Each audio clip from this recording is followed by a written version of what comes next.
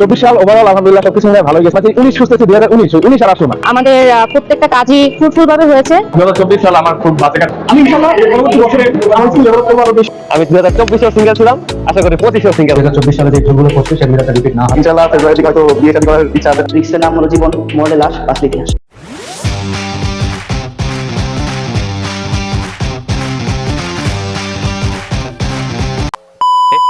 আসসালামু আলাইকুম everyone, welcome back my another new video. আমি ফয়সাল আহমেদ আপনাদের মাঝে হাজির হয়েছি নতুন আরেকটি ভিডিও নিয়ে। আজকে সেম কোশ্চেন বিভিন্ন জনের কাছে আস্ক করব এবং জানতে চাবো তাদের 2024 সাল কেমন গেল এবং 25 সাল তারা কিভাবে কাটাতে চায়। আমার সাথে আসুন। 24-এ আলহামদুলিল্লাহ ভালোই গেছে, সবকিছু মিলে ধীরে ভার্সিটি প্রায় শেষের দিকে, ক্যারিয়ার দিকে ফোকাস করতেছি।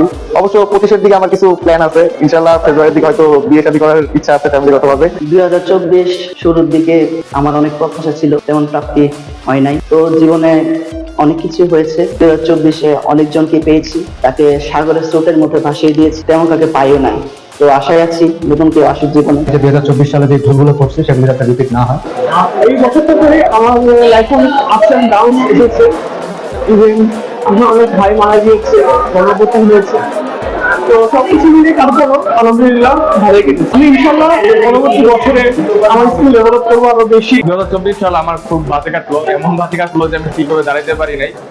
আর আশা করি 2025 সাল মানে ভালো কাটবে আর কি। 2024 সালটা খুবই অসাধারণ ছিল। আমাদের প্রত্যেকটা কাজই ফ্রুটফুল ভাবে হয়েছে।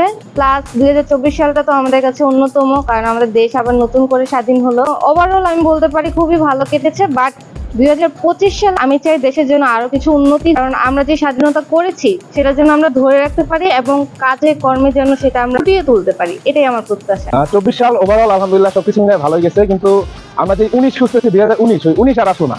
ওই 19-এর জন্য অপেক্ষা করতেছি। আর 2024 আসলে অনেক স্পেশাল, যেহেতু হচ্ছে আমরা দ্বিতীয়বারের মতো আবার স্বাধীনতা পেয়েছি। এই স্বাধীনতা কার কি উপকার হয়েছে জানি না, কিন্তু আমার সিজন অনেক ভালো হয়ে গেছে।